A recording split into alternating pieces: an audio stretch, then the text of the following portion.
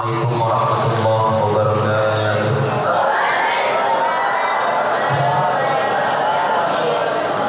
Ila hadratin Nabi Mustafa Rasulullah sallallahu alaihi wasallam wa ala alihi wa sahbihi Sayyidina Nabi Muhammad sallallahu alaihi wasallam Sayyidina Hasan wa Hussein Sayyidina Imam Muhammad Al-Ghazali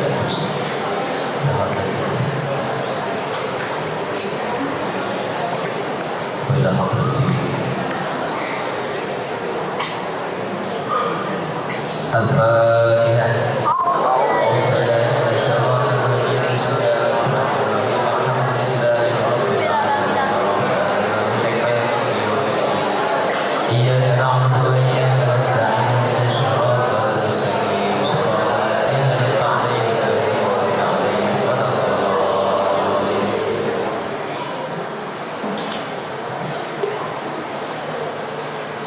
Baik, kita sama-sama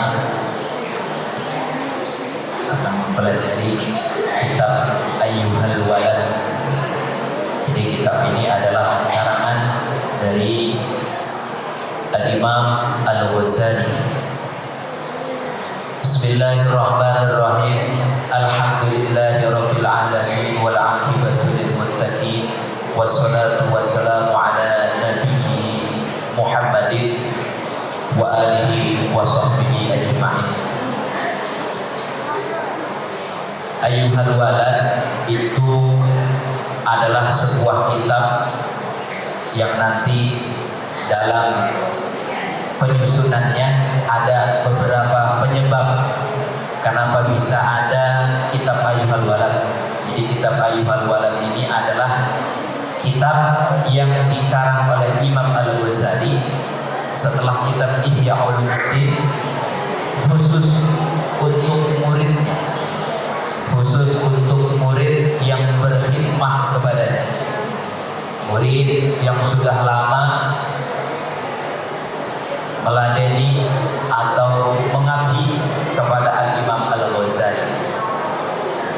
Bagian yang pertama adalah sababu ta'lifi hadhihi risalah, penyebab kenapa adanya kitab ini.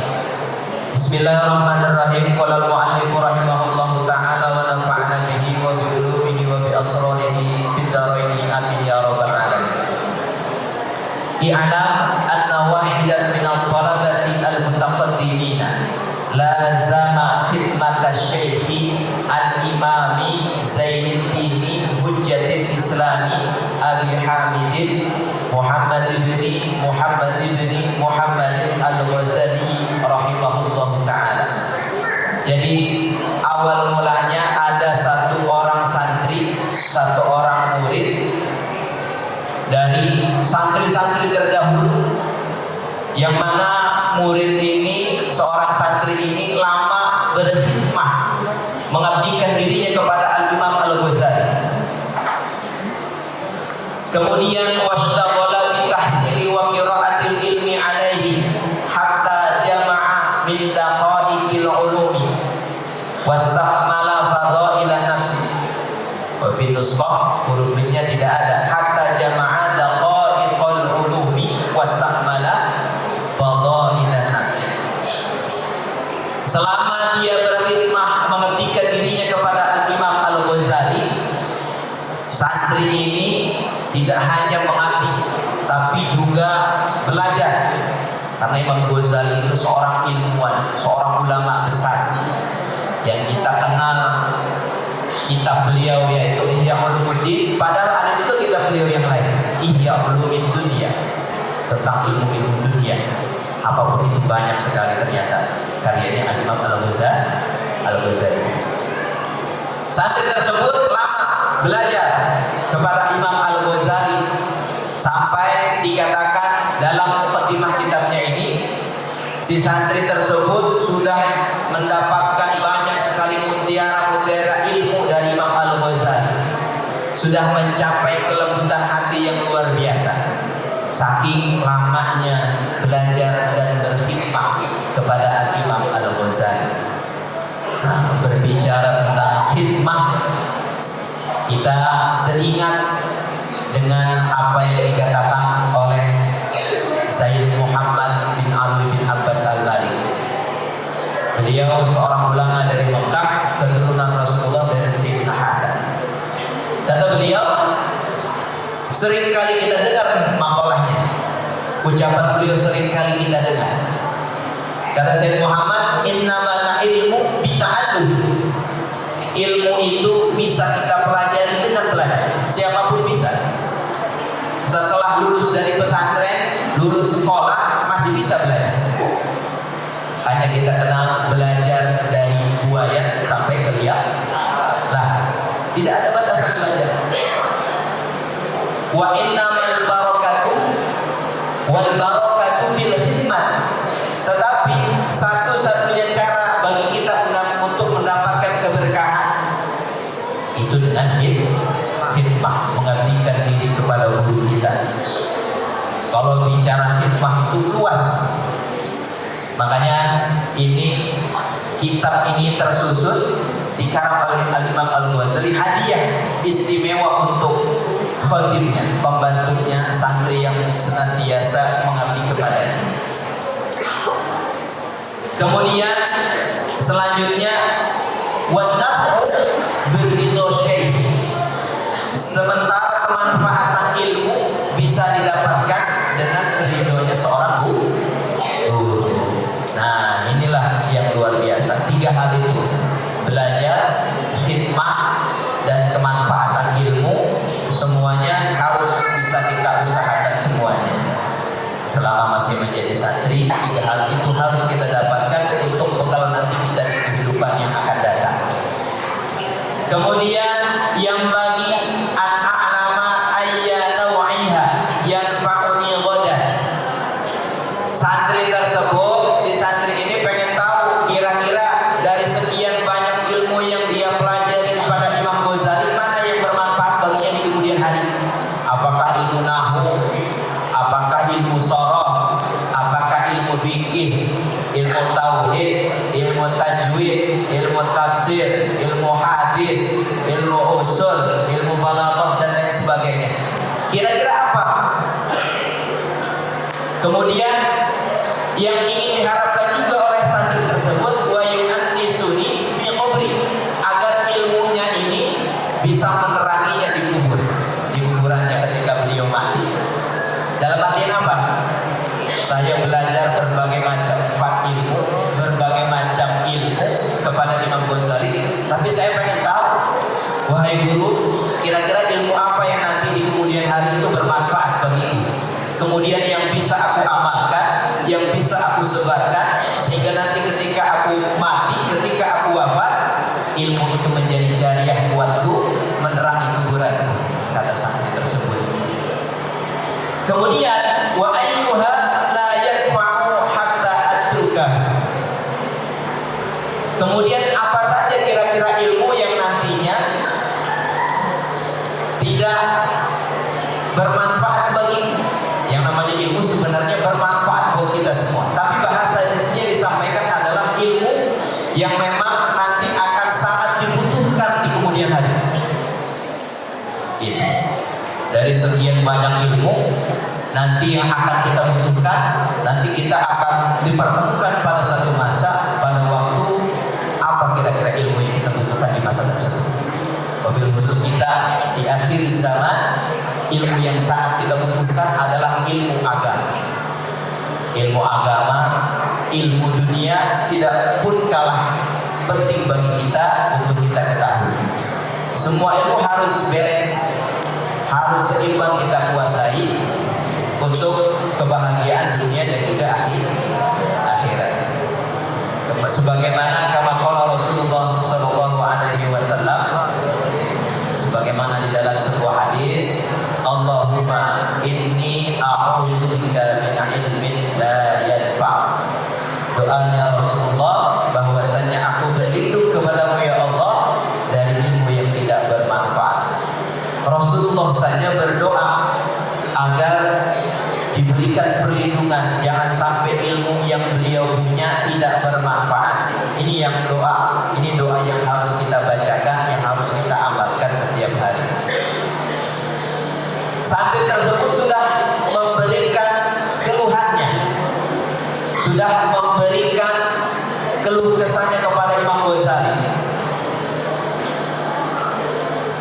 Makanya tadi dikatakan selanjutnya, summa innahu tafakkara yauman fi hali nafsi. Si santri ini berpikir, merenung pada suatu hari tentang keadaan dirinya. Wa khatara ala balihi faqala. Kemudian dia nyeletuk atau terlintas dalam pikiran dan hatinya, inni qara'tu anwa'an minal ulumi. Saya telah banyak sekali mempelajari banyak ilmu. Wa saraftu ray'ana umri ala ta'allumiha wa jam'iha. Dan aku telah mengerahkan seluruh usiaku, seluruh umur yang ada dalam diriku untuk mempelajari ilmu. Makanya tadi dikatakan, kira-kira nanya ke Imam Ghazali, ilmu yang mana yang bermanfaat baginya di kemudian hari, yang bisa jadi amal jariah untuk bisa menerangi kuburnya nanti. Santri yang tadi mempunyai keluh kesah sudah datang ke orang yang tepat. Makanya di sini dikatakan bahwasanya min sa'adatil mar'i wujudut tabibi al-hadir. Salah satu kebahagiaan seorang murid, seseorang itu ketika mempunyai guru yang laksana seorang dokter. Orang sakit, berobat, datang ke dokter, didiagnosa, kamu sakit ini, kamu tidak boleh makan ini, obatnya ini, dikasih tahu obatnya. Begitupun keluh kesah seorang santri yang tadi kita bahas, bahwasannya dia itu bingung kira-kira nanti ilmu apa yang bermanfaat di kemudian hari. Dia datang sudah kepada orang yang tepat, yaitu kepada gurunya Al-Imam Al-Ghazali. Makanya Al-Imam Ghazali nanti akan menjawab keluh kesah seorang santri tersebut. Fastamarat hadhihi al-fikrah hatta kataba ila hadrati Syekh Hujjatul Islam Muhammad Al-Ghazali rahimahullahu taala istifta. Kemudian keluh kesah santri tersebut ini berkelanjutan. Kegalauan santri ini berkelanjutan. Saya udah lama mondok, saya udah lama berkhidmah kepada Imam Al-Ghazali, sudah lama sekali saya belajar ilmu-ilmu dari Imam Al-Ghazali. Akhirnya si santri ini nulis surat yang disampaikan kepada Imam Ghazali. Beliau meminta petunjuk kepada Imam Ghazali.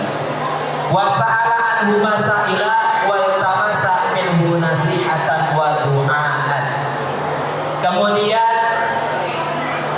santri tersebut, muridnya Imam Ghazali, bertanya kepadanya mengenai beberapa masalah, termasuk masalah yang tadi dia galaukan, dan meminta kepada Imam Al-Ghazali nasihat dan doa. Nah, ini kebiasaan santri-santri terdahulu atau orang-orang terdahulu, ketika semangat dalam jiwanya itu sudah kendur, sudah mulai lentur, sudah mulai mengendur, dia datang kepada gurunya. Ibarat kata handphone, di handphone yang sering kita gunakan itu ada baterai. Suatu saat baterai yang ada di handphone itu akan ada habisnya. Begitu juga ruh kita, hati kita akan ada habis kesemangatan dalam hati kita. Makanya ketika kita habis semangat, wabil khusus semangat dalam ibadah, dalam hal-hal yang baik, kita datang kepada para alim ulama, datang kepada guru kita. Ibarat HP itu ngecas, ruh kita dicas kembali dengan bertemu seorang guru, dengan belajar kepada seorang guru. Luar biasa. Akhirnya fakataba asy-syaikh hadhihi risalata ilaihi bi jawabihi. Karena kegalauan dari si santri tersebut sudah memuncak, akhirnya apa? Akhirnya Imam Ghazali menjawab dengan kitab Ayyuhal Walad. Ayyuhal Walad itu artinya apa? Wahai anak. Wahai anak. Wahai anak. Jadi siapapun ulama, siapapun seorang guru pasti menganggap muridnya itu adalah anaknya sendiri. Pasti menganggap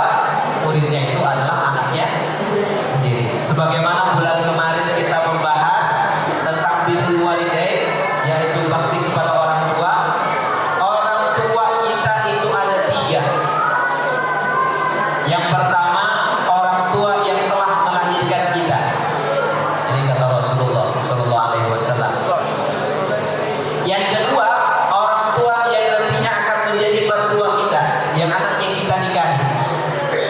Yang kedua. Kemudian yang ketiga, orang tua yang memang dia mengajarkan kita ilmu agama. Ini kata Rasulullah. Makanya Imam Al-Ghazali menulis kitabnya diberi judul Ayyuhal Walad, wahai anakku. Bukan wahai santri, bukan wahai muridku, tapi Ayyuhal Walad, wahai anak, wahai anakku. Nah, barulah di sini Imam Al-Ghazali menulis tulisan khusus kepada muridnya, untuk muridnya. Bismillahirrahmanirrahim. Manfaat nasihatin wa Rasulullah sallallahu alaihi wasallam. Karena tadi muridnya yang istimewa ini minta kepada Imam Al-Ghazali gurunya untuk diberikan nasihat, kemudian diberikan doa, kemudian diberikan jalan keluar, kira-kira ilmu apa saja yang nanti bermanfaat bagiku di kemudian hari.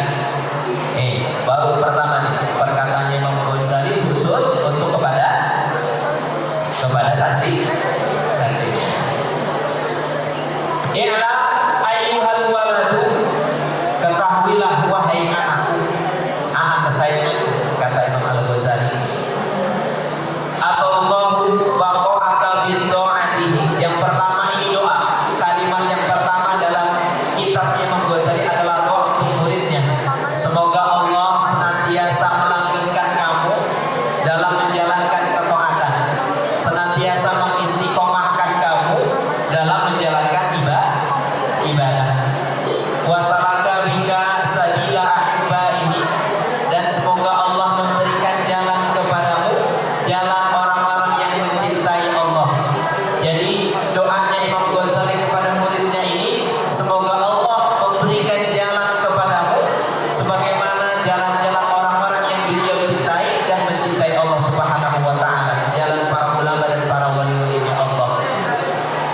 Anna mansyurun nasihat yuktabu min ma'ni risalah alaihi salatu wassalam.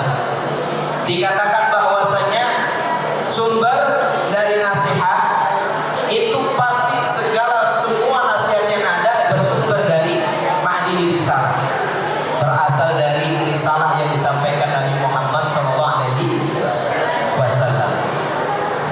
In kana qad balagha minhu nasihatun fa ayyu hajatin laka fi nasihati. Malah ditanya balik sama Imam Ghazali, kalau nasihat itu sudah sampai kepadamu, maka kamu sebenarnya tidak butuh terhadap nasihatku. Tapi bagaimanapun seperti itu, Imam Ghazali tetap memberikan nasihat kepada muridnya. Kemudian wa in lam tabluka, andai kata nasihat itu tidak sampai kepadamu, fakulli madza hasalta fi hadhihi sinin al-madiyah. Kata Imam Al-Ghazali, apa yang telah kamu lakukan di masa-masa yang lalu?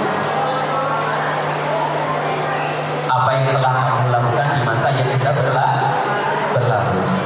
Nah, makanya kita harus mengintrospeksi diri ya. Kelas yang sekarang aliyah kelas 12, kamu sekarang di pesantren tinggal beberapa bulan, tidak dalam hitungan 1 tahun kamu nanti akan jadi alumni, lulus dari pesantren. Ya, kira-kira mondoknya kamu selama 6 tahun, 3 tahun di sini sudah bisa belum membawakan hasil yang nanti sekiranya bisa membahagiakan kamu dan orang tua kamu di rumah. Terus yang kelas 11 nantinya yang akan naik ke kelas 12, langsung introspeksi diri. Kelas-kelas yang lainnya, adik-adik kelasnya, wabil khusus anak-anak baru, adik-adik anak baru semuanya, kamu mondok atau belajar di pesantren baru 2 bulan lebih dikit, belum nyampe 3 bulan. Mungkin masih ada beberapa yang belum betah, masih nangis dan lain sebagainya. Gak apa-apa ya, tangisan kamu nanti akan menjadi bukti bahwasanya memang yang namanya menuntut ilmu itu pahit, kata ulama, susah.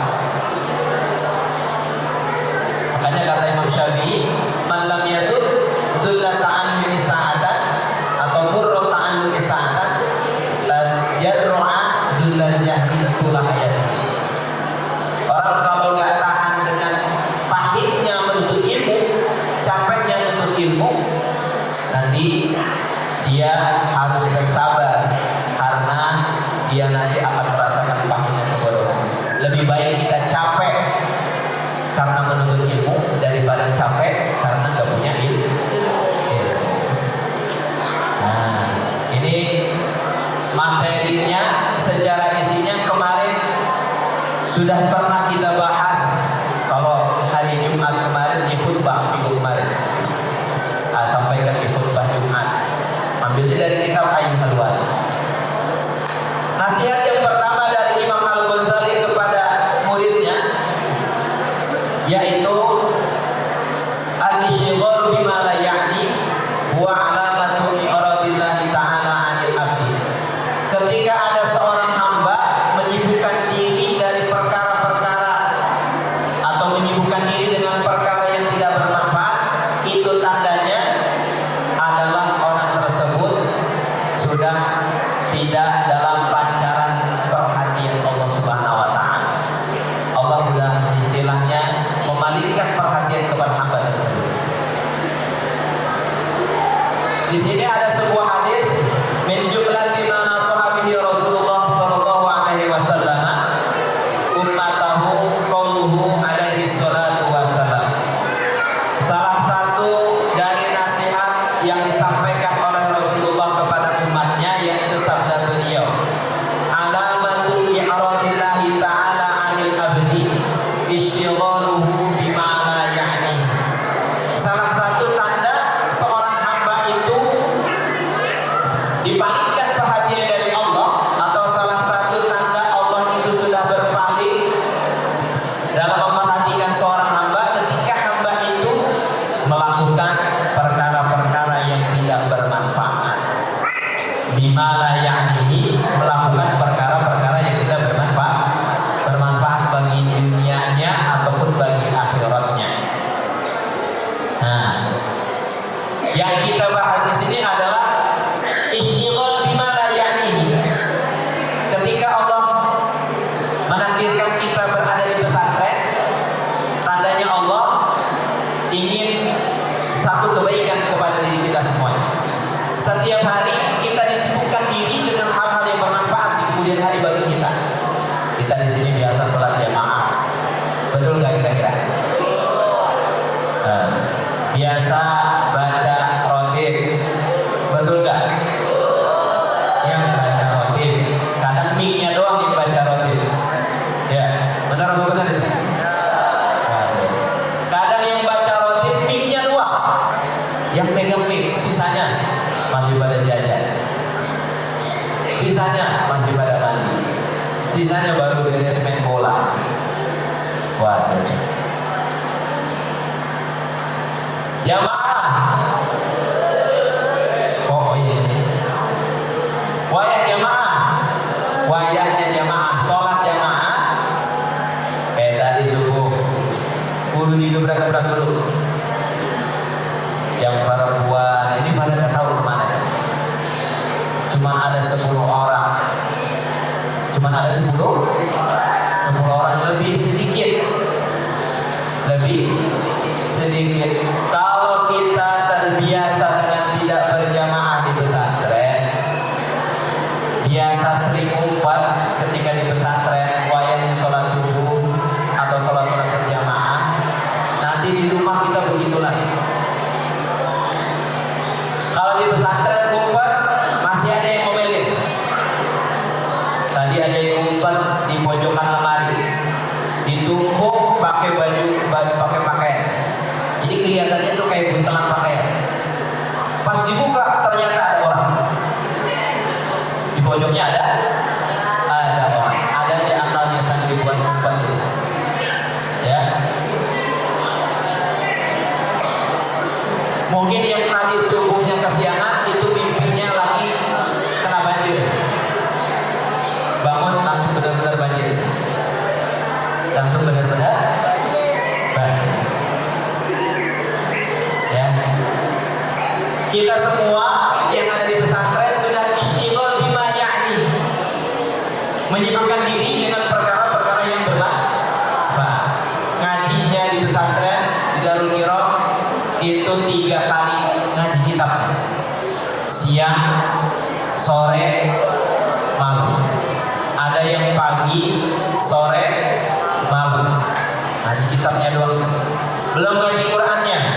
Ada yang ba'da subuh, ada yang ba'da maghrib. Luar biasa. Nanti apa-apa yang kita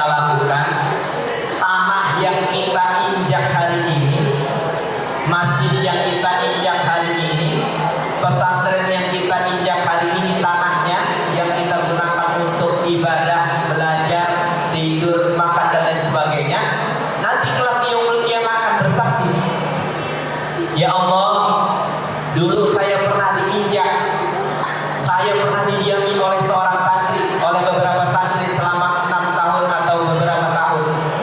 Orang itu selama berdiam diri di atas saya melakukan kebaikan-kebaikan, melakukan kebaikan-kebaikan.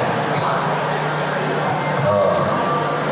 Ketika dunia nanti diguncangkan setelah kiamat, yaumul kiamat, nanti tanah yang kita injak hari ini, tanah masjid ini, tanah pesantren ini akan bersaksi kepada Allah bahwasanya saya pernah diinjaki oleh orang-orang untuk melaksanakan sholat berjamaah. Saya pernah didiami oleh para santri yang menuntut ilmu dari berbagai macam daerah. Benar apa benar? Ya, makanya jadi santri itu capek, jadi santri itu lelah, jadi santri itu susah, luar biasa. Makanya para bapak ibu sekalian, wali santri, kemudian para guru-guru juga, doakan terus para santri kita yang ada di pondok pesantren Darul Kiram, semoga diberikan ilmu yang bermanfaat dan barokah. Semoga kita semuanya ini seperti yang apa Imam Ghazali katakan, ya, tanda Allah itu masih perhatian sama kita ketika Allah menyibukkan kita dengan perkara yang bermanfaat. Oh. Kita udah termasuk dalam orang-orang yang memang ada di dalam hadis tersebut.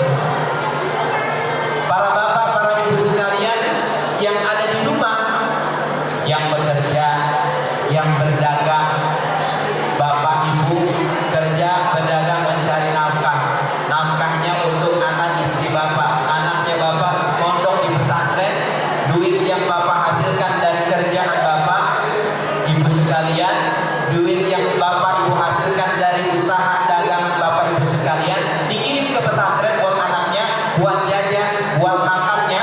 Insya Allah itu juga pun salah satu tanda Allah menyibukkan bapak ibu sekalian dalam perkara-perkara yang bermanfaat. Amin amin ya Allah ya Rabbal.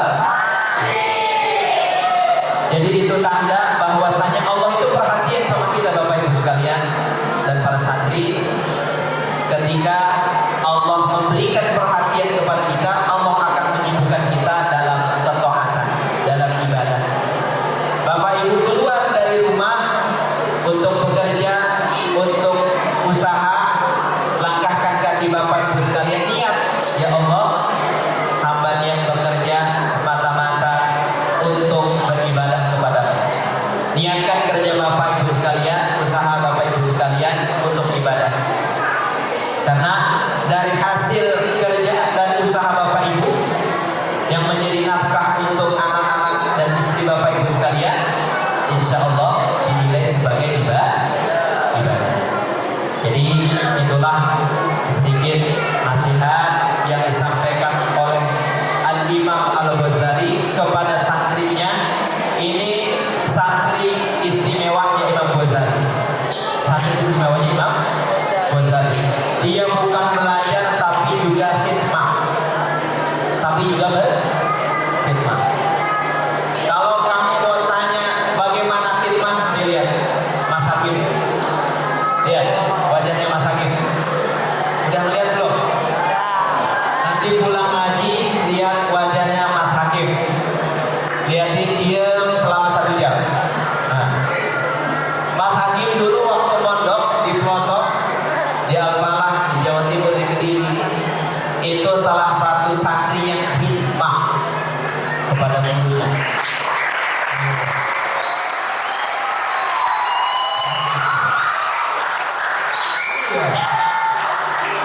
Kalau santri yang lain setelah ngaji dia nyantai, setelah ngaji ngopi, setelah ngaji jalan-jalan, termasuk ngaji juga jalan-jalan habis ngaji, ngopi ke kantin, kita nyari refreshing.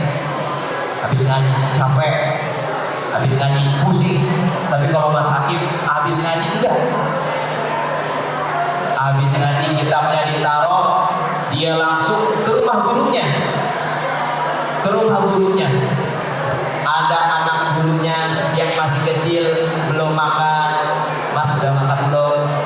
Dimasakin sama Mas Hakim.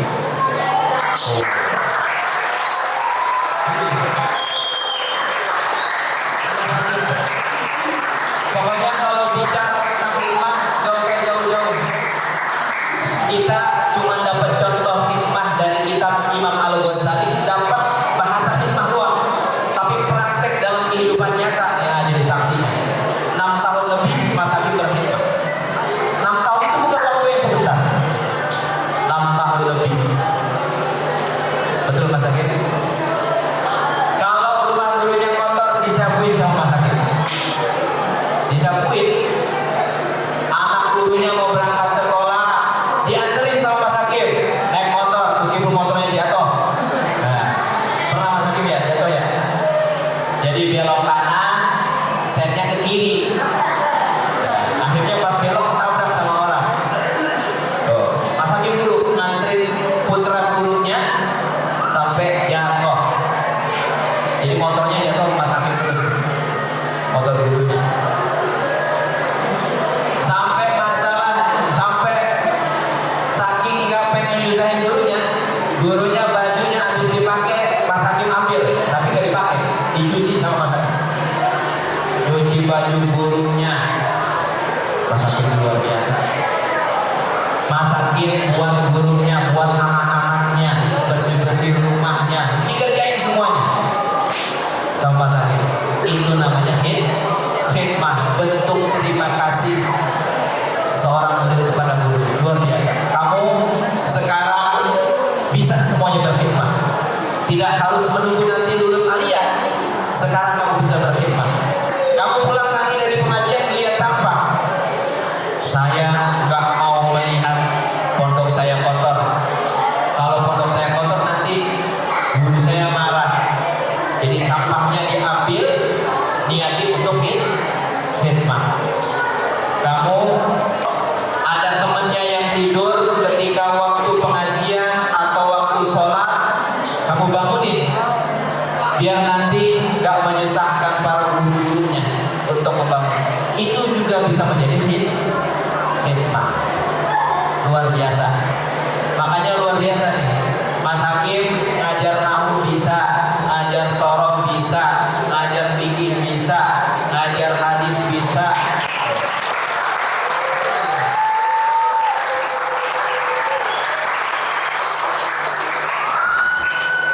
Ini namanya innamal ilmu bita'allum. Mas Hakim dapat ilmu dengan belajar, gak males-malesan dia. Wal barakatu bil khidmati, dapat keberkahan dari khidmahnya. Siapa yang tahu dulu sama Mas Hakim gak akrab, ternyata jadi akrab. Dipertemukan sama Allah untuk berkhidmah di pesantren Darul Hira, untuk mengurusi para santri, menyampaikan ilmu yang sudah dipelajari. Sebelum Mas Hakim pamit, Mas Hakim dapat yang namanya ridho gurunya. Udah lengkap 3 hal: ilmu dita'allumi, barakah bil khidmati, wa nafu biridho syekh. Awalnya Mas Hakim pernah minta pamit, kata gurunya tahun depan aja. Akhirnya tahun depan baru pamit, diizinin sama gurunya. Jadi kalau kamu mau lihat apa yang makna, apa yang kita pahami dari hikmah, lihat. Kamu gak perlu jauh-jauh, lihat ke siapa? Lihat ke Mas Hakim. Ya, kita doain Mas Hakim semoga panjang umur, dijadikan orang yang soleh, tetap istiqomah membimbing kita semuanya. Paling sabar luar biasa, sabarnya luar biasa.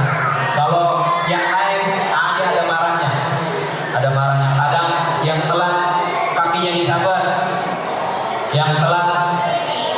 konjak, kalau enggak disiram langsung 1 ember. Kalau masak enggak, coba ngode santri pelan-pelan, tapi sambil megang balok. Enggak lah ya, paling sabar luar biasa. Sama Bang Irfan juga luar biasa ya.